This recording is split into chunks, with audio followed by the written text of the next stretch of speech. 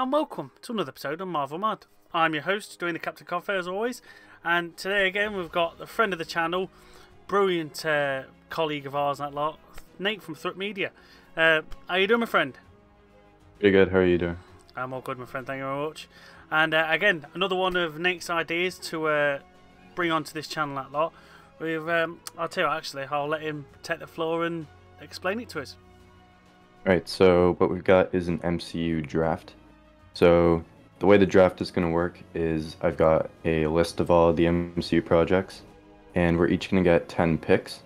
So we each get to pick our top 10 basically MCU projects and compete for the best ones. So I have it divided between me and Dwayne. I've got a random number generator. So which number would you like to be? 1 or 2? I'll be 2. Okay, so I'm going to generate, and it's 1. Okay, so I'll go with the first pick. So after I choose my pick, I'm going to give like a brief explanation on what I think of the project, and then we'll just go back and forth on that. Yeah, that's fine with me, mate, yeah. Okay, so my first pick is going to be Avengers Infinity War. Not only is this the best MCU movie, it's the best Avengers movie, and it might be the best Marvel movie. It's just everything like a comic book fan would have wanted in a movie like this. It's paced really well. The characters are like spaced out very smartly. They each have their own time to shine, and Thanos is so good in this. And it really was the turning point for the MCU, and that ending, still like rewatching it, you're like, I can't believe that they actually did this and made us feel this way in the theater. I tell you, yeah, I can't agree with you more there, to be honest. Because when I saw this in the theatre, there was no way in hell I thought they was actually going to do it. I was not expecting a snap or anything, and with them actually doing it and then just seeing people drop left, right, and centre, oh, my heart was in my mouth, and I'm like, you can't end like this. What the hell? Such a good film. Yeah, it was a shocking moment for everyone. Oh, definitely. So that's my quick thoughts on Infinity War. No, I can't blame you at all there, to be honest. It was an absolute pearl of a film there, and that lot. Well, as you've picked that one, I've got to go for Avengers Endgame for my one, that lot. This one was just literally the cumulative, like, they couldn't have ended that saga any better, sort of thing. Yeah. How they just bringing Ant-Man back from the quantum realm, getting him to go on about the hopped up time machine and Back to the Future and stuff like that, going back to get the stones. Oh, it was just so good in that lot. And then it just, the finish to end that saga on that, and then obviously have like your sort of legacy characters start to dispense, sort of thing. It was such a good film, that lot, and it's right up there for me now. Like you can't praise it anymore now. That was like one of the top ones that they've ever done, and this simply can't be topped at the moment. Yeah, I remember seeing it on the opening weekend, and the portal scene when that started. Oh. I was actually like tearing up, like, wow, they've actually done this. Like, the entire Marvel universe is coming together to fight Thanos. And it's like straight out of a book. Oh yeah, 100%. I say what made me tear up was the Captain America with the Thor's hammer. Oh yeah. When he got it, and he just went ham on him. I was just I was absolutely blubbering like a bleeding kid. It was just so good. All right. So my second pick, I think it's pretty obvious, is going to be Spider-Man No Way Home.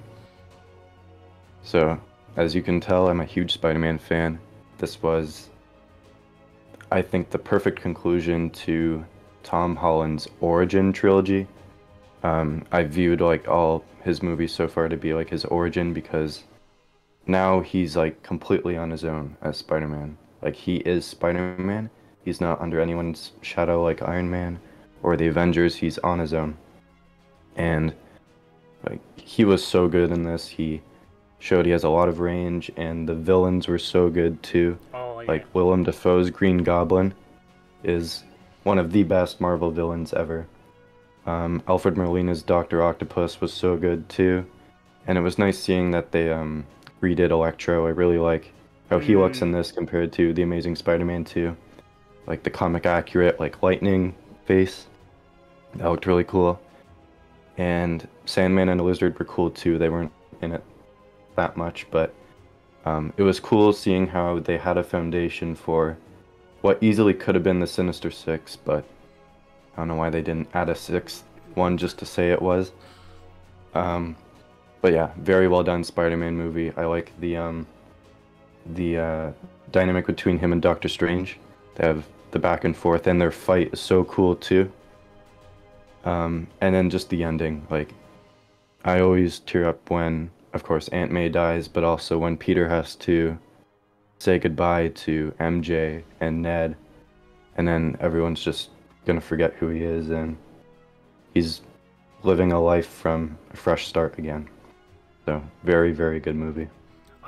What again? Another one that made me tear up in that was just seeing all three Spider-Mans together, and when they're all talking about the Uncle Ben bits and not saying goodbye, and with great power comes with great responsibility, and just seeing them all together, just bring it back. When go on. When that portal opens and you see that Spider-Man turn around and he has the big white lenses, I was like, wait, that's Andrew, isn't it? And then he jumps through and it takes his mask off, and I knew that's when, okay, now Toby has to show up, and then he did, and they couldn't have done it any better for that. No, honestly, it just, it brought back so much of my childhood, seeing them all together, and then just seeing that, I was like, oh yeah, you could not have done a better Spider-Man film for me. That is the Spider-Man film to try and beat all time, and that was just so good.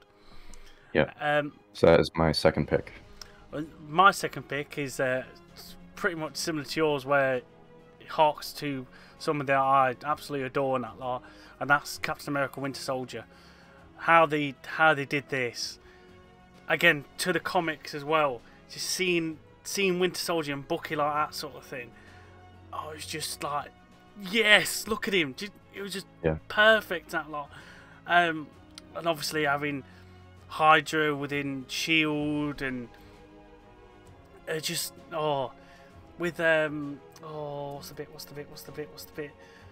The elevator scene when they're fighting. Oh, what an amazing fight scene, that lot sort of thing.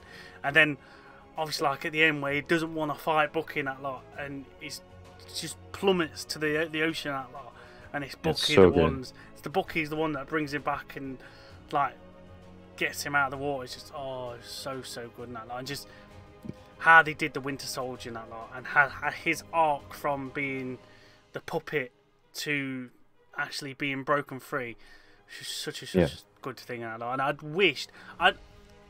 I don't mind Falcon as Captain America.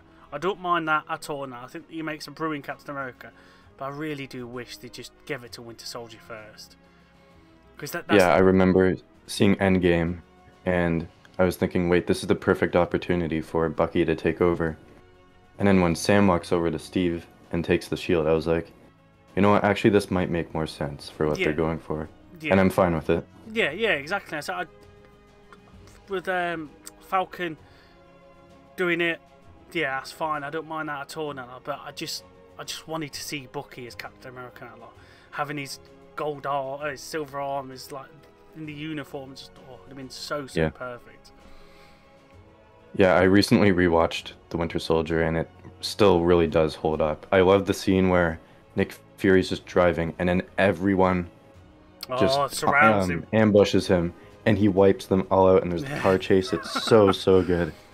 That scene is... That Bucky bit where he throws the bomb and the car just flips. Yeah. That scene is maybe a top 10 MCU scene for me. Like, it's so well done, and the music too. Yeah. I see what's that? That's that. When Winter Soldier's coming, sort of thing. That high pitched thing. Yeah, the ghost scream. Yes, yeah. Yeah, I reread the book, and every time he shows up in my head, I'm like, I hear that Yeah, noise. it's brilliant, isn't it? Yeah, yeah, it's cool. All right, yeah, that movie still holds up. I love it. Okay, so because you've taken some of my high picks, I need to kind of reshuffle here. I'm not gonna look back at my list because I wanna see how much I remember from it. Okay, I Well, think I know. you see, you've took two of mine, so it's only fair. Yeah, that's true. Okay, my third pick, I'm gonna take Black Panther. Ooh, okay. So Black Panther is one of my favorite Marvel characters. T'Challa is a really compelling character. He's so well done in the MCU, and Chadwick Boseman was perfect as T'Challa. And it's a shame that we'll never get to see more of him in the character. It was a huge loss, and it just feels like since then it hasn't really been the same for Black Panther. Yeah. That's not to say I didn't like Wakanda Forever. I still enjoyed it, but it definitely was missing his presence, and that's really what made the first one so good. And also just Killmonger as a villain is so good too. I was surprised that they brought him back in Wakanda Forever, but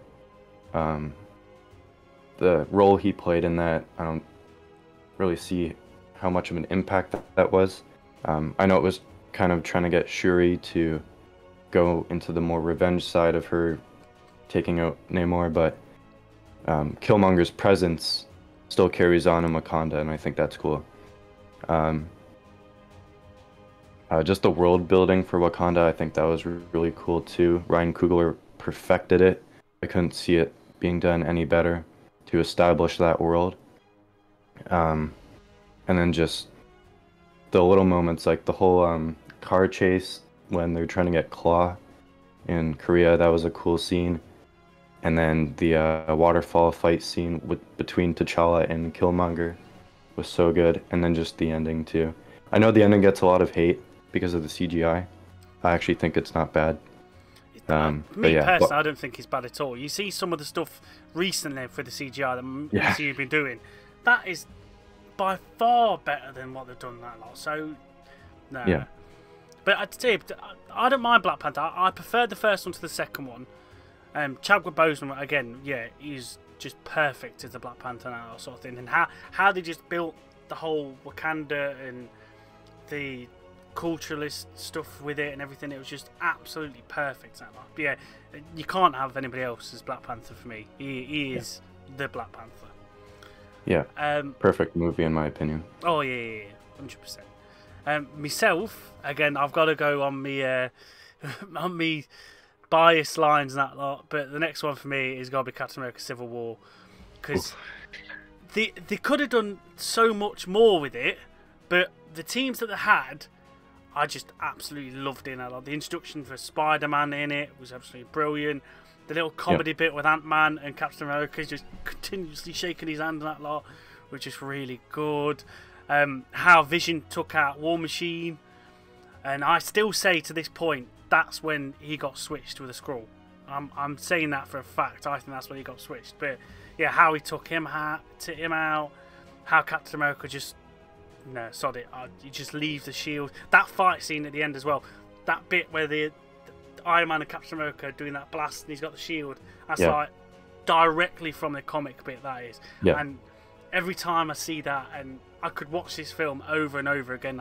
Such a good film, and it just made sense, and it just it was so good and that sort of thing. And then obviously the bit in the airport fighting where they're all just kicking off and just Black Widow and Hawkeye are holding their punches and stuff like that sort of thing because they don't want to hurt each other.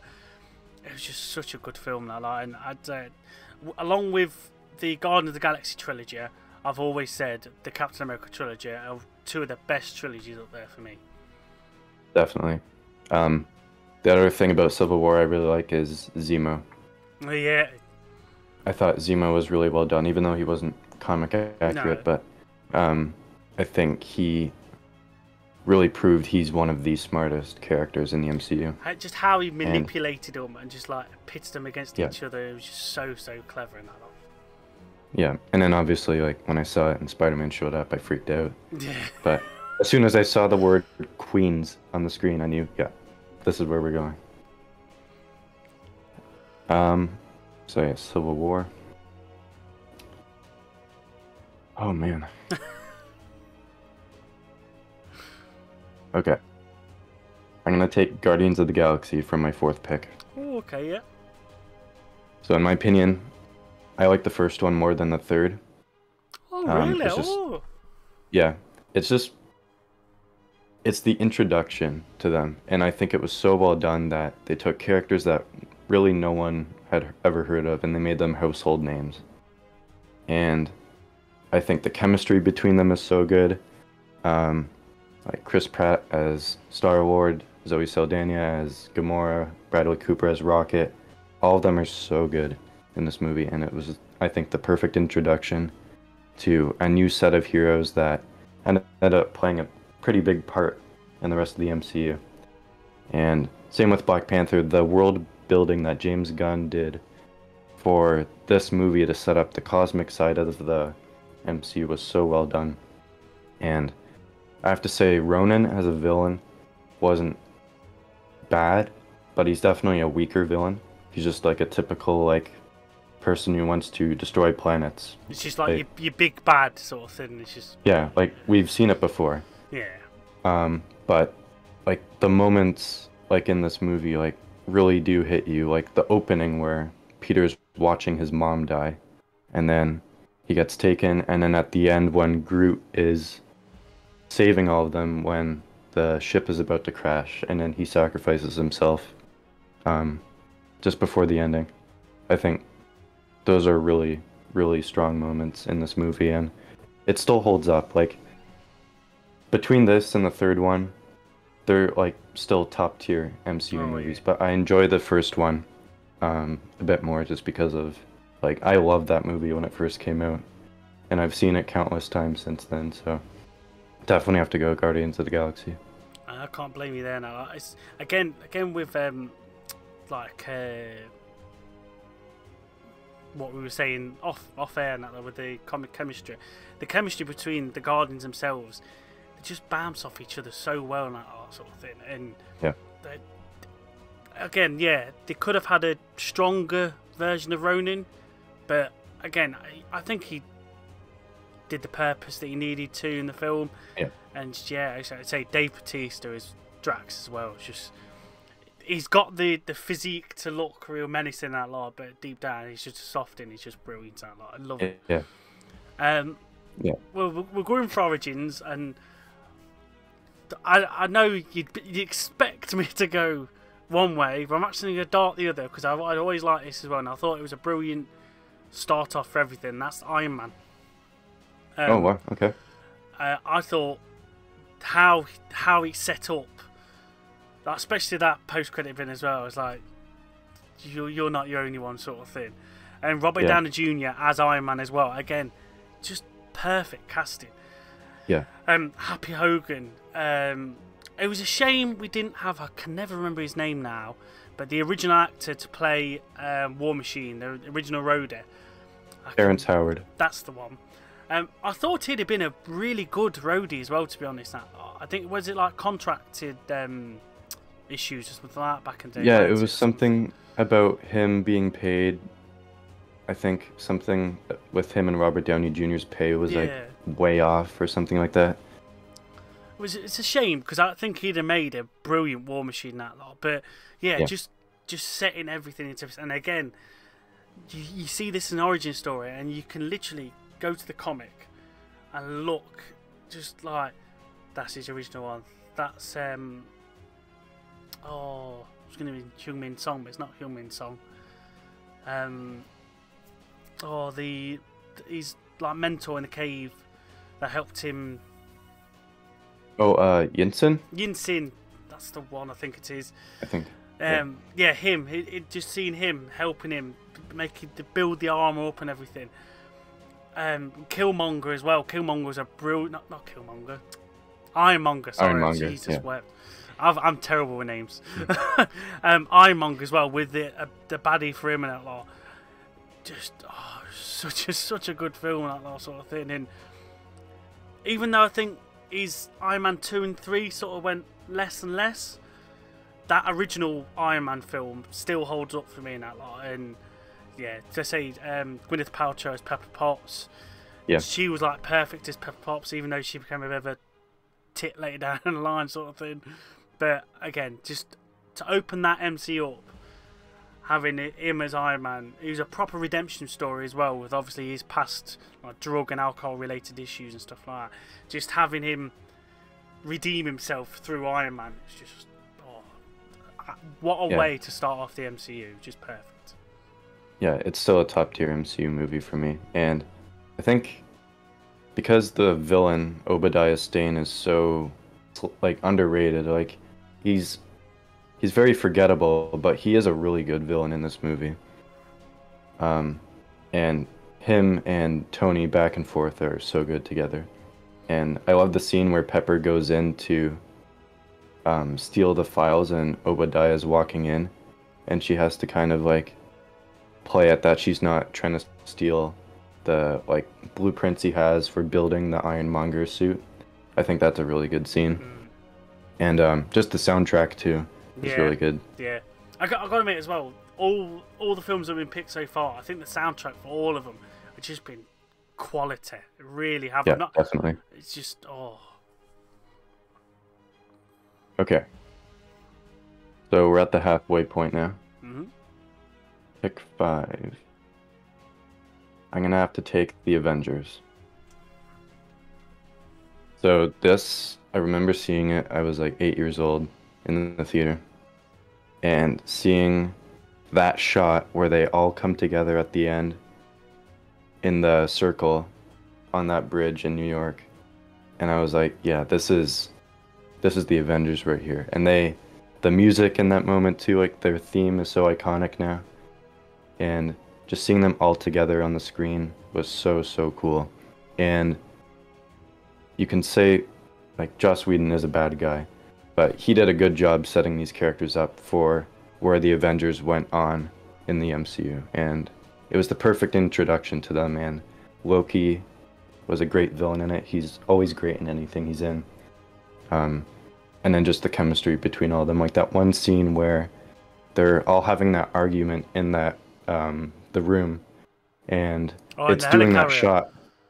Yeah, and it's doing that shot where it's rotating around all of them, and it does that flip with the scepter behind them.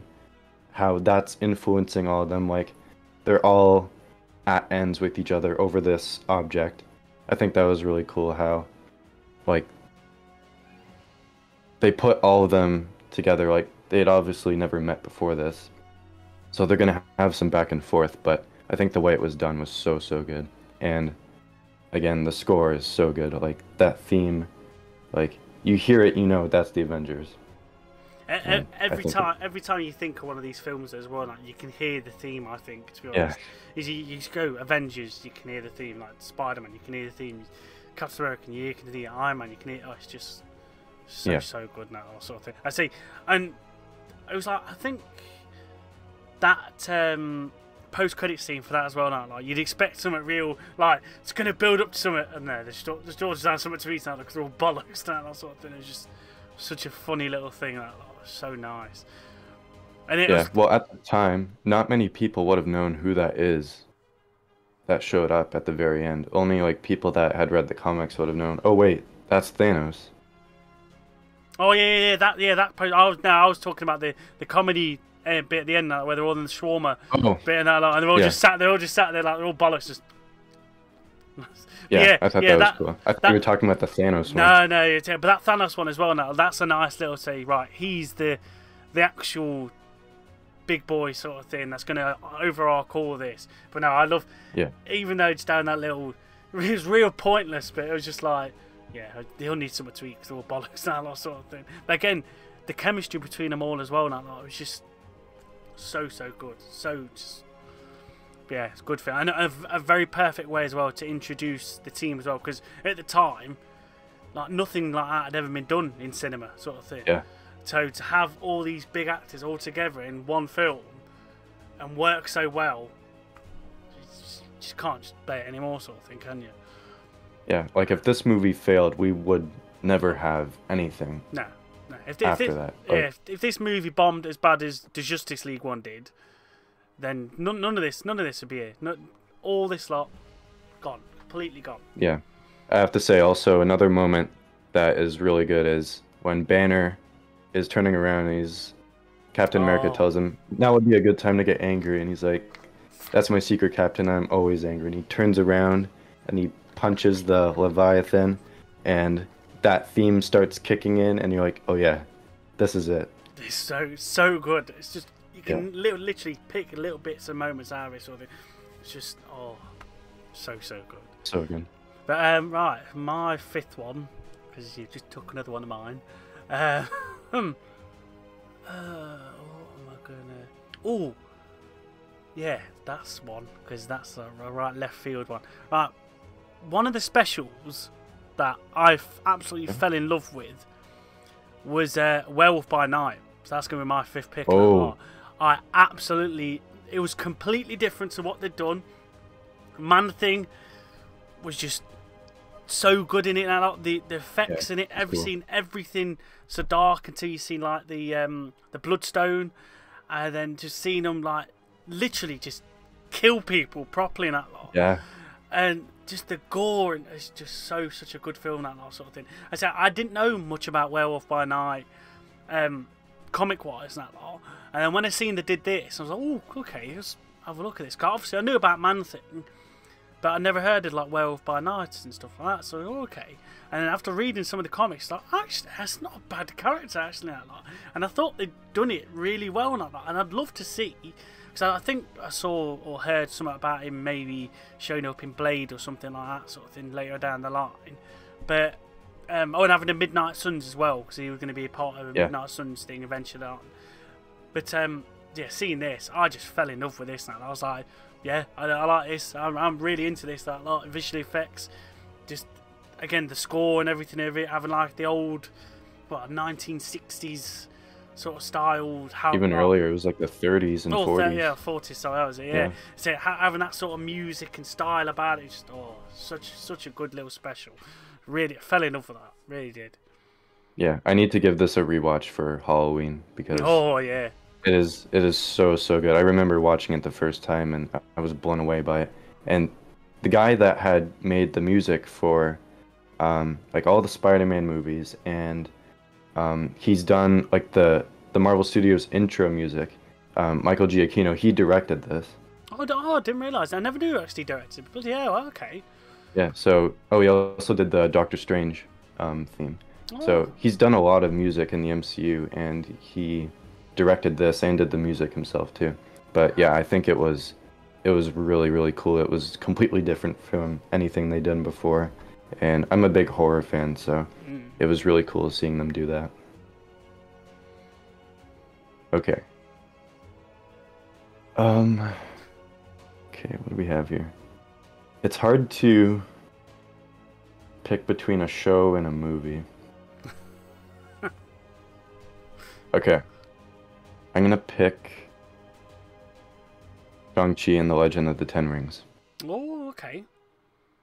So I think this was, under No Way Home, one of the strongest projects in Phase 4. Yeah. I think it was another great introduction to a new hero who looks to be playing a big role going forward with that post-credit scene, which we still haven't got anything out of that. No, which is a bit unusual, that is, to be honest. But it's I think it's got to be close, I think. I think it's got something to do with Loki, I think. It might, yeah, and I think Captain Marvel might be able to play something there. But I think Simu Liu as Shang-Chi is so good, and I can't wait to see his future in the MCU. And I think the whole conflict between him and his father was so good. In a way, it was kind of like Black Panther, but it still offered something different. And I think like the action is so good too, like that bus fight. The choreography is so good in that. And then the ending when they're fighting with the rings on that cliff, I thought that was really cool too. Took the words out of my mouth. I was Um, just about to mention that. Them rings are just oh. yeah, like I remember the intro when it's explaining the history of the rings and the Mandarin building his empire with the rings, and I thought that was so cool. And the fight in the beginning too, where they're in the um, not jungle, but like they're in that area where he finds his wife, who Oh, ends up being his wife, and they have that fight in there. I thought that was so cool too. So yeah, Shang-Chi is a really strong MCU movie, and it's actually pretty underrated, I think. yeah, I say, not many people really talk about it nowadays, and that lot, but it since obviously post like Endgame and stuff like that, I think it was a really big contender and big like strong film to come out of it, sort of thing, where people was Yeah, like panicking and stuff like that. It was going to dip and stuff like that. That did give you hope, to be honest. But no, it was a good film, really good. yeah. Um, right now I'm starting to struggle. Um. Alright, I mentioned it earlier on, so I've got to go through it now. Guardians of the Galaxy Volume 3. Okay. Having that as an ending for the Guardians was just so good. Now, like, you knew somebody was going to die, but then to have none of them die as well, it was just such a left field one sort of thing.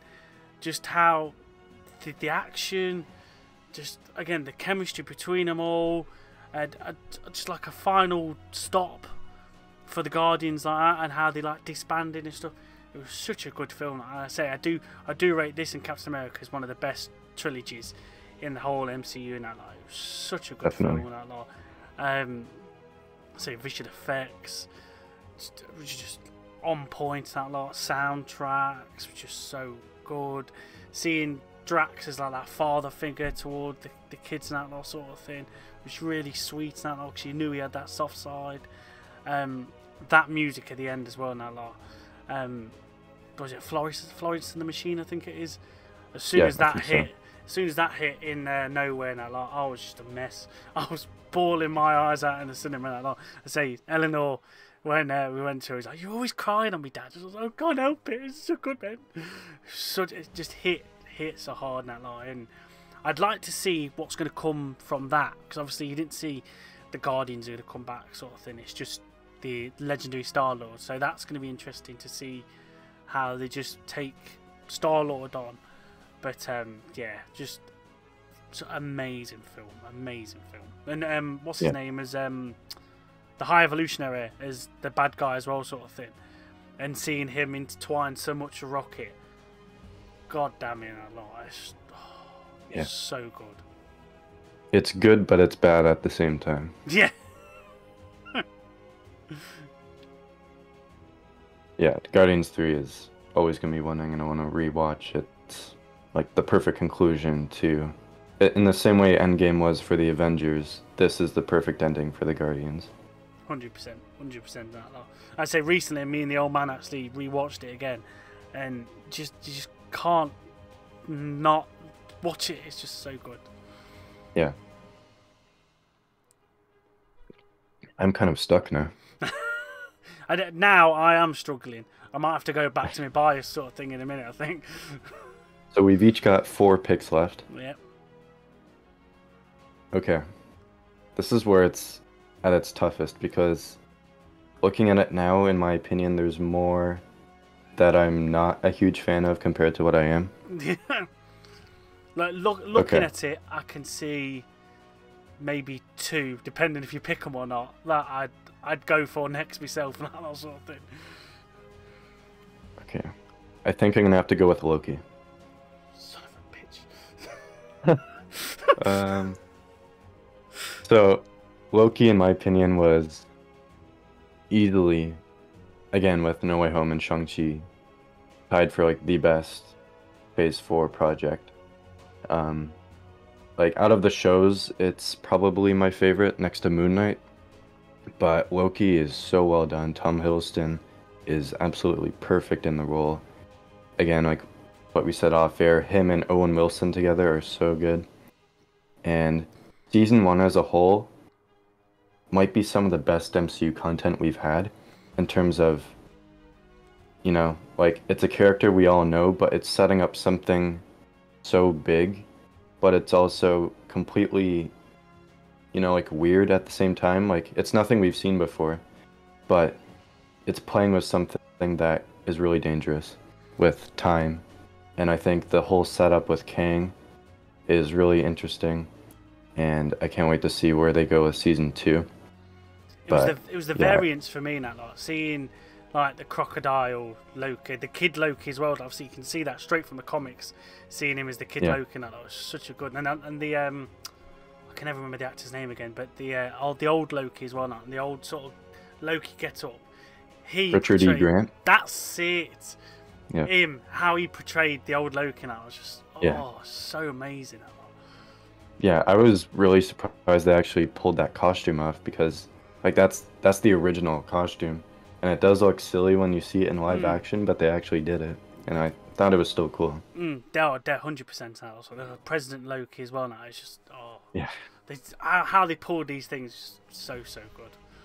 But yeah. no, I think it's a really good redeeming project for Loki too, because this is Loki from 2012, who literally just attacked New York, and now he's a completely changed person. I've seen him see his death as well by Thanos. Yeah, Seeing the like, there's no way I'm going back. I can't. And such yeah, a gut wrenching punch. But then realizing, well, no, actually, you can be more now, sort of thing. Just so good. yeah. Crap. Right. Are we doing good on time, by the way? Yeah, don't worry. I'll say Yeah. we're all good. We're all good, mate. Don't worry. That's why I thought I'll make this a power hour because I can see this being a big and I quite like it. Yeah. Oh dear me. Right, I've gotta go back to biased because I love the man so much. That lot. Captain America, First Avenger, that lot. I've always been a big person on World War like 1 and 2 and stuff like that sort of thing. So seeing him set in that period, seeing him like get frozen and his like origin story and that lot, the super soldier serum, putting him in that tank and just seeing him explode, just perfect. Having I can never remember her game again, but Peggy Carter, she was just perfectly portrayed and everything. Oh dear, go away, come on. How she was portrayed as Peggy Carter was so good. What's his name as the Howard Stark? He was just, again, the chemistry between them all was just so good in that lot. These Howling Commandos as well. I love them Howling Commandos and that lot sort of thing. And it was just so good. Again, I can never remember his name, but what's his name as the Red Skull? How they portrayed the Red Skull. Hugo Weaving. Hugo Weaver, that's it. Him is the Red Skull. I was gutted he never come back because he hated the film, didn't it? He absolutely despised it. I don't think he was a fan of the whole makeup process. I think that was it. But I was gutted to not see him come back because him as the Red Skull was just, he had that like menacing, just like, He has a presence. yeah, As him. yeah, he really does and everything. And say him as the Red Skull was just brilliant. What's his name? It's his little right hand man. He was the Arnim Zola. Arnim Zola, that's the one. Yeah, him as well and that lot. Just being there, helping him out, and then seeing him again later on in Winter Soldier and everything as the head sort of screen sort of thing. It's so cool. And again, this as an origin story for Captain America, and then leading straight from Captain America straight into that first Avengers film. Just so good in that lot. And that bit, obviously that post-credit bit where it's literally like a trailer for the first Avenger, and it's like, wow, what the hell? That was smart. A good film. Yeah, it was. It was really clever just to connect them two and that lot. But yeah, the only other time I can think of when they've done something like that is at the end of No Way Home, where they had the teaser for Doctor Strange in the Multiverse of Madness. Yeah, I don't understand though why they don't do it more often, because they should, because they have too many post-credit scenes where they show something that looks like it could be important, but then they don't do anything with it. Exactly. It's like we spoke about Shang-Chi. You got the bleeping. What's that tune like? You had bloody Yeah. at the end of Ant-Man Quantumania, you had the little bit for Loki season 2 basically, and then we're only waiting till now to bleed in actually watch it sort of thing. Because like first straight after that was Guardians, weren't it? I think after that. So it's like they really need to get, because you think of the old films as well in like the first phase, and they would always link in every single post-credit scene you had, always linked something that was coming up next sort of thing. Like when the guys, I can't remember what post-credit scene it was, but they went down into that thing in Antarctica and they saw the shield. That was the beginning of First Avenger. Or was that the beginning of it? I thought it was. That's how it started. Oh, right. But yeah, it was just each and everything they had just linking on to the next thing, and they need to do it more, really. But no. Because Iron Man 2 had Coulson going to the pit and Thor's hammer was there. Yeah. So that was the next movie. Yeah. And then at the end of Thor, you had Selvig talking to Nick Fury about the Tesseract or something like that, and then Loki appears in the mirror or something. That was that set up the Avengers. But yeah, First Avenger, I think, is the perfect introduction to Captain America. But because I was so familiar with his origin, I feel like it didn't really offer anything new to me. Okay. So it was like, I've already seen this before. Like, I was super familiar with how he became Captain America and stuff like that. But Chris Evans as the character is perfect. Again, the casting wise, on the majority of these, just perfect. Yeah. It's one, like, it's a rewatchable movie. It's just, I don't really get anything from it. Oh, okay. But I think the whole World War II, like, period piece was so good. Like, they nailed that.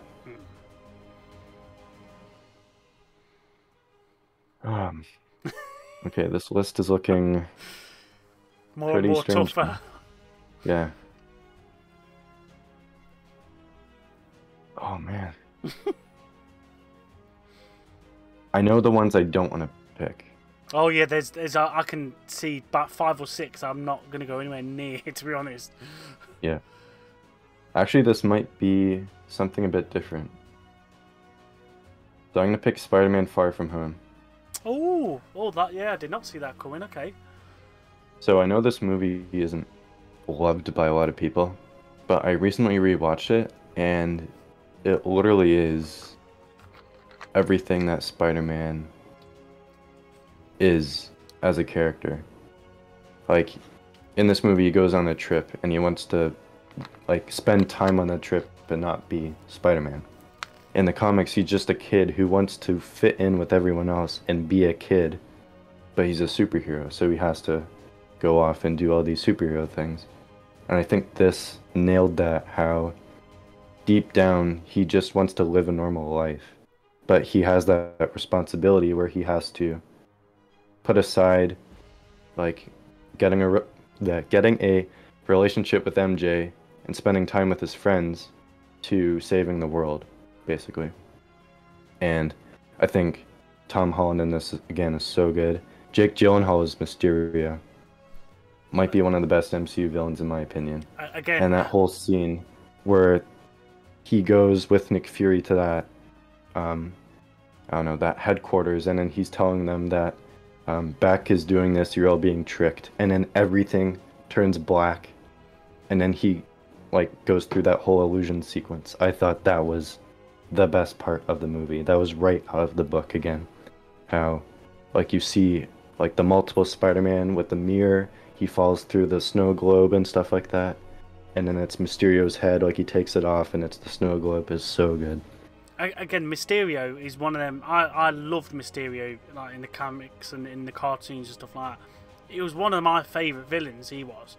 And just seeing him portrayed by Jake Gyllenhaal, how well it was, and it was just so good in that last sort of thing. He's like tricks and like manipulate, especially at the end where he's manipulating, trying to make out that Spider-Man's the one that actually killed him to make him the big bad, and then reveal him at the end as well. That was another, like, moment where you're like, wait, what? I just saw that, right? Yeah. They actually just did that. It's something you But not yeah. expect as well. Now I was just like, shit. Again, they've done something like, where the fuck did that come from, sort of thing. Wow. And I think the fact that No Way Home picked up directly at that moment was like perfect. 100%, 100%. Yeah. So Far From Home is a great movie, and it gets a lot of hate for no reason, in my opinion. Yeah, it is a good film. That lot. It's not one that I'd go back and continuously watch over and over again. That lot, but it is a good film that I'd go back to and watch because like the costume as well. That is like is the Night Monkey and that lot. I just saw that. I thought that was a lovely costume. That is sort of thing. Always reminded me of like similar to like his stealth sort of suit and that sort of thing. Like maybe a bit of Spider-Man Noir as well, sort of thing. Just all in the black and stuff. But yeah, I loved that. I really did like that, to be honest. Good film. Yeah, where... Oh, dear me. You took the series I wanted.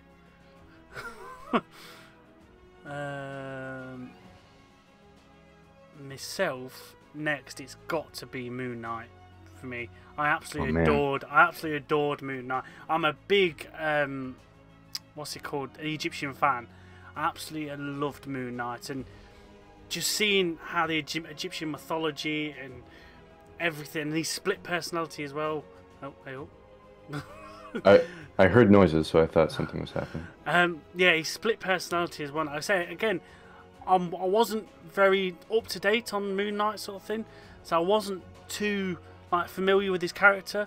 So watching this made me go and have a look at some of the comics and that lot, and I was like, actually, that's not bad. And then obviously bringing his third personality right at the end as well, I was like, damn, okay, right, this is gonna be real fucking interesting then. But yeah. Moon Knight as a character and that lot, and having the two different sort of Moon Knights as well, sort of thing, where it's like one is in his proper get up and that lot, and then obviously the suit as well to portray the different versions of him was just such a good thing and that lot. And I say I don't know much about it towards the comics and that lot, but just the look of him himself, spot on for me in that lot. And I say I was more drawn to it because obviously I love me Egyptian mythology and stuff like that sort of thing, and just seeing the pyramids and how they're going into one of the pyramids to fight the others was such a good thing. It really was. Yeah, and this is one of my favorite MCU projects too. Like Moon Knight's one of my favorite characters from the comics, and I think Oscar Isaac was perfect as Mark and Steven. I think the way, like what you said, where they differentiate between the two personalities with the suits, I think that was really smart because the Mr. Knight suit and like the the white suit, that was something that Mark also used. So it would have been confusing if Mark was both in the hooded suit and the white suit. So I think it was smart the way they did that. And just the way that each episode played out, it left you wanting to know what comes next because it's like a race to get to Amit's tomb. I think that was really well done. And then just the end fight too, when they're fighting in the streets with those guys, I thought that was really cool. And when you talk about like costume design, like this is one of the best costumes in the MCU, I think. 100%, 100%. Yeah. But yeah, that's my pick, and yeah. That was probably going to be my next one, so I'm going to have to rethink. Okay. I'm going to take Doctor Strange. Oh, okay. Okay. So I actually really enjoy this. It's, again, very different from anything they've done before that. But I think Benedict Cumberbatch is so good as Stephen Strange. And it looks like they're playing him up to be not the same way Iron Man was for the Infinity Saga, but he is with Loki as one of the most important characters for the Multiverse Saga. And I think his character going forward is going to be very important with Kang. So I can't wait to see that. But this movie is so good. Like, you have the introduction to Kamar-Taj and the whole magic side of the MCU. Tilda Swinton as the Ancient One is so good. Forget how to say his name, but the one that plays Mordo, he was really good. Yeah, I know what you mean. It's like Chiwetel Ejiofor or something like that. Yeah. I say there's no point telling me about names because names are. Like, you give me a proper name and yeah, I'll be gone. Yeah. And then just the visual effects too. Mm. Like, I don't know if you've seen Inception. Yeah. But this was Inception on Very... a whole other level. Oh yeah, it was like on steroids. This was Inception sort of thing, Yeah. weren't it? Oh. But again, as well for Doctor Strange, but I thought that was a good introduction for him as well, sort of thing, because you'd never seen anything like that in the MCU, like the Ancient One, just having her guidance for him as well, sort of thing. I can never remember what he does, but it's like he puts him in that like crystal realm sort of thing, where it's like he's basically mirror dimension. Mirror dimension, that's it. Every time he did that, and just seeing that sort of thing, was such a good thing. It's just really was really nice. Now I have to say, Caecilius wasn't. Again, he's one of those villains where it's like he's not the best, but he does the job. Yeah. And then the whole thing with Dormammu at the end, where he goes to the dark dimension, and he just gets killed over and over and over again. I thought that was so good too. It was so clever how they used that and just kept and repeated, because you'd think you take that and go, oh, that's you'd been a bit much there, sort of thing. You didn't really need that, but how they portrayed it was just so clever in that line. Yeah, because seeing that for the first time and he dies, you're like, yeah, there's no way they did that. And then they zoom in, and then he comes out again, and you're like, okay, so he's obviously doing something, and he just uses we don't know at the time, but the time stone to repeat, like sort of replay thing. that moment over and over again, and it just pisses Dormammu off. It's like, just fuck it, good, go on, go away. Yeah. Yeah, good So film. yeah, Doctor Strange, really good. Yeah, really good film there. Oh, for Christ's sake.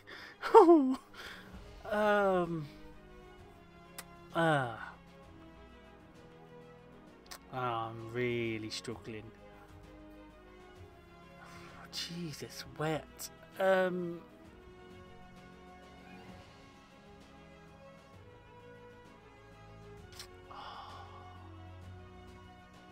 Right, my next one. It's not really got anything to do with the MCU really, and it's only about one episode that really gripped. Well, 2, 3 actually. But What If? I absolutely adored the What If episodes and everything, and just seeing.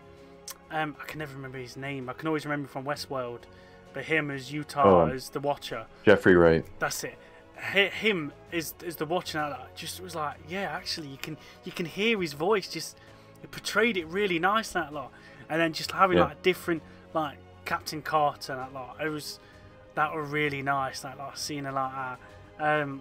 The Marvel Zombies. I know they said they was doing it, but I really hope they do actually fulfill that series. They were going to do a Marvel Zombies and that, because I absolutely adored that. Again, that was straight from the comics, and I could see that sort of thing.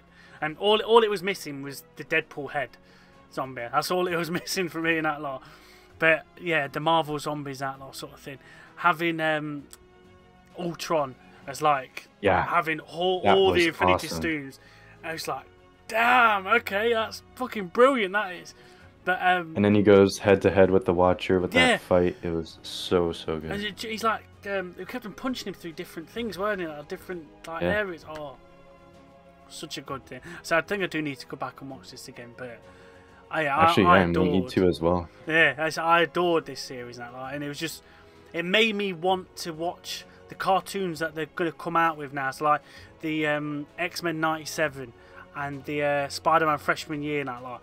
It made me like, well, if they can do animation this well for these sort of stories, how well they're going to do that for some of the classic sort of stuff that I grew up with, like the X-Men, and seeing a fresh take on Spider-Man in his freshman year as well. Really good in that line. So animation-wise, I think they did it perfectly. They could literally get away with anything. Really nice. Or the only thing I was wishing for was they use some of the actors' voices more. That's all it was missing, sort of thing. I know you had a few, but yeah, it just needed more of them to have a bit more of an input into it. But other than that, I can't fault it myself.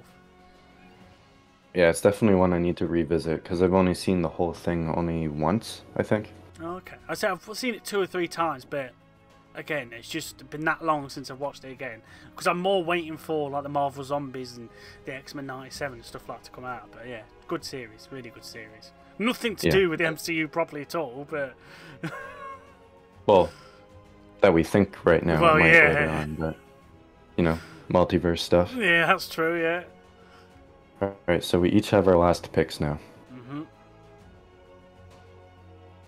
Okay. I'm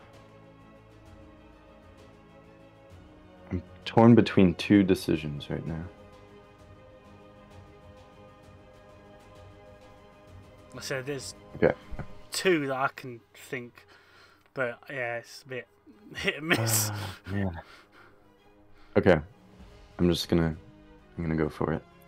So my last pick, I'm gonna go Avengers Age of Ultron. Wow, okay, right. Yeah. So I recently rewatched this. Um, it's still really entertaining. Like it's a fun movie. And again, their chemistry together is still so good. They've obviously grown as characters since the first Avengers movie, but they still have that kind of like team trying to figure out how to work with each other kind of feeling.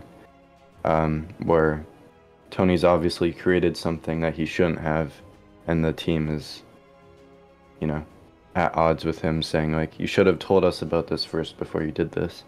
And I still think James Spader as Ultron is the definitive voice for the character. Like, he was so good as Ultron.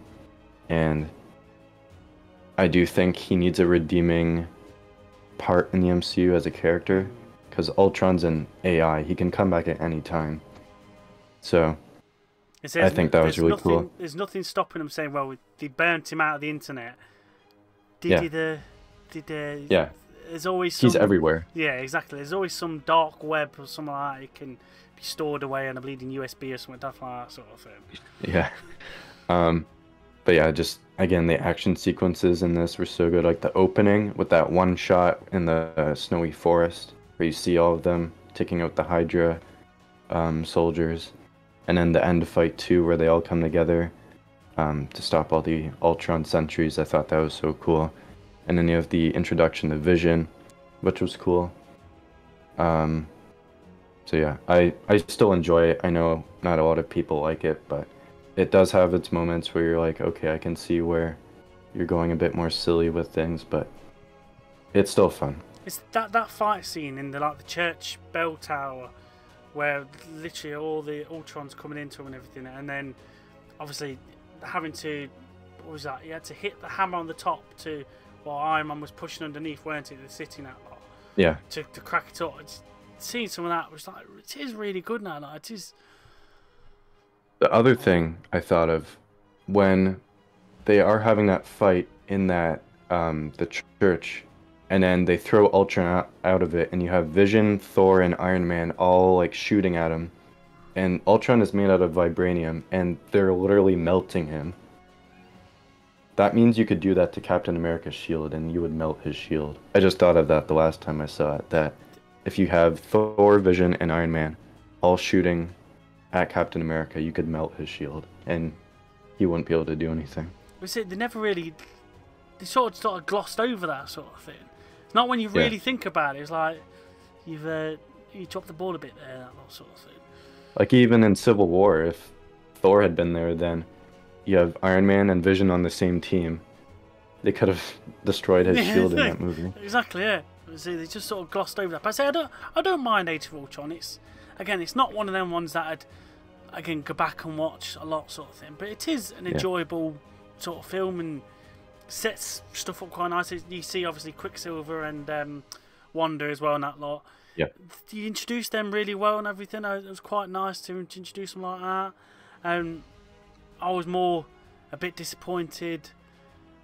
They sort of hinted at them being like mutants and stuff like that sort of thing, and like it was like there was special or something. They said they're the enhanced or something like that. Yeah, it's okay. Yeah, I can see where you're coming from because you've not got the rights just yet, but yeah, it was a good film and a nice introduction for them too as well. But yeah, good solid pick there. That lot. Right, I'll tell you the two I was toying between. But the one I'm going to go is like stereotypical me as well and that sort of thing. So I've got to go Falcon and the Winter Soldier. Because I really did.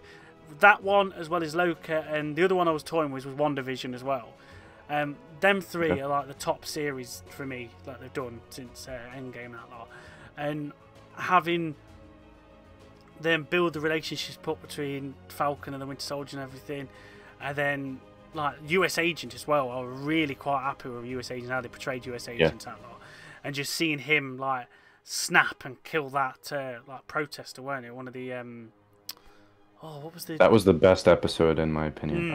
It was the Flag Smashers. That's Flag Smash. That was the one. Yeah, Yep. just how he literally just like pummeled him. I'm like, oh yeah, okay. And then the whole world sees the blood on that shield. And It's you're like it's tainted. that does not look good. Yeah, it's tainted. The US government's like, you fucked up a bit here and that sort of thing.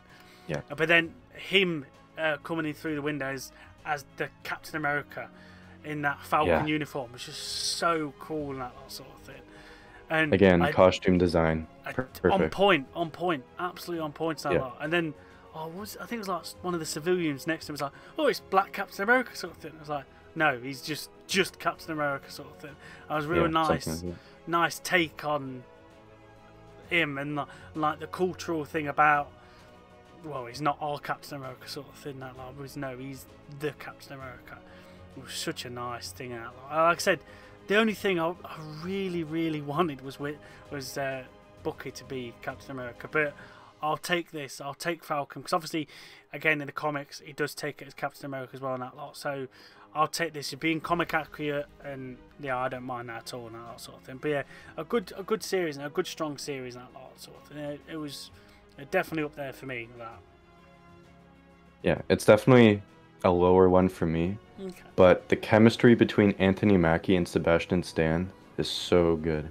Like the back and forth they have with each other is so good. And there was another thing I was going to mention. Oh, the Isaiah Bradley story. I think that was really cool too. How Sam went, like he found out about Isaiah and how the government mistreated him. And at the end, he goes back and redeems him.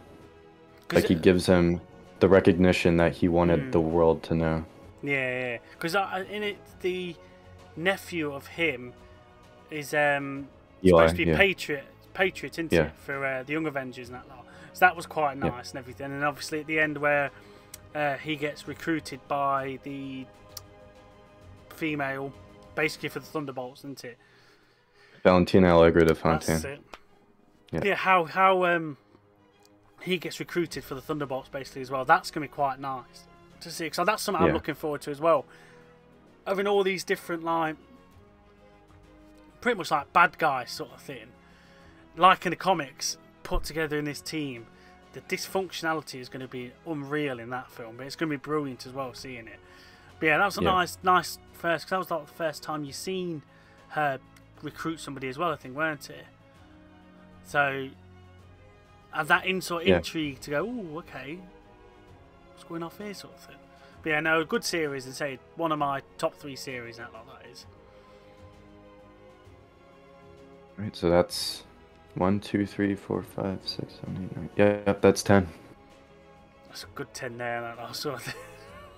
That actually, most of it is what I had, not in the same order, but it's definitely changed a lot. I've got 1, 2, 3, 4, I think maybe 5 or 6 there. Again, not in the same sort of order, but I think there's about 5 or 6 there in my top 10.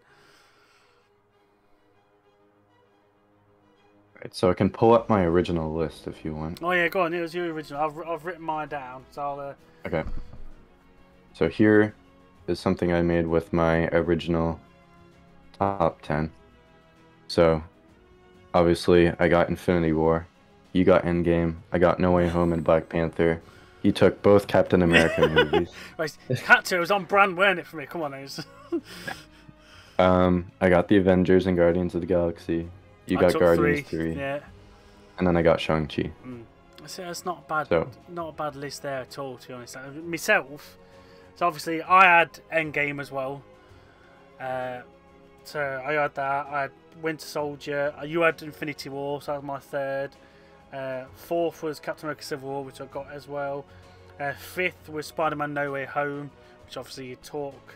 Sixth was Guardian of the Galaxy Volume 3, which I got as well.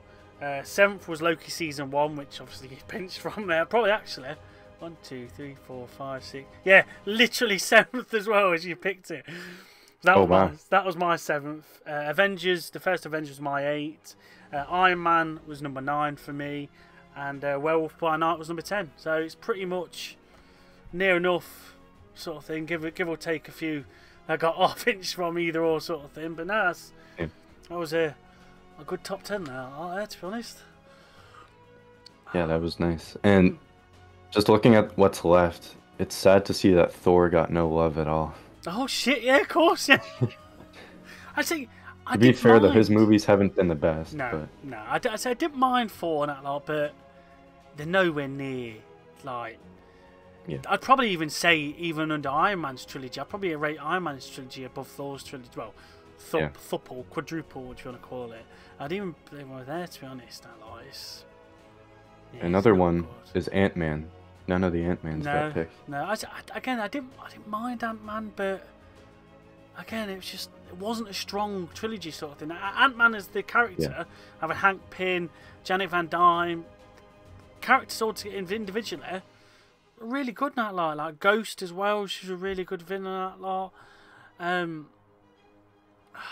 can't even think of the other two villains from. And who was that? Oh, Yellow Jacket. Oh, Yellow Jacket was quite good. I did like that fight scene between Yellow Jacket and Ant-Man with Thomas the Tank Engine going around. That was so good. But and obviously Kang for the third one. But yeah, it's just no, sorry. But yes, thank you very much for that. I think got Ant-Man in my fucking head now. Nate, sorry. Yeah, that was brilliant. I really enjoyed that sort of thing. And to be honest, I think as well, bang on the, well, not bang on, near enough the average time for the Marvel Power Hour. So, perfect sort of one. So, thank you very much for that, my friend. Always brilliant to have you on the channel. Some great ideas and everything. So, obviously, everybody go and check out Nate's channel at Threat Media. Fantastic stuff. Just recently, the other day, about Doctor Doom as like one of the best villains as well in that lot. Real worth going over. Shout out to look at that. But yeah, no. Thank you. No, that's all right. No worries, my friend. Brilliant to have you on the channel a lot. I'd love to have you come back on again, and friend. A lot. I think we've got some more things lined up and to talk about and everything like that sort of thing. So yeah, thank you very much. For everybody else, like, share, and subscribe, and all that jazz. And we'll see you again on another episode of Marvel Mad. I'd like to say thank you very much, and goodbye.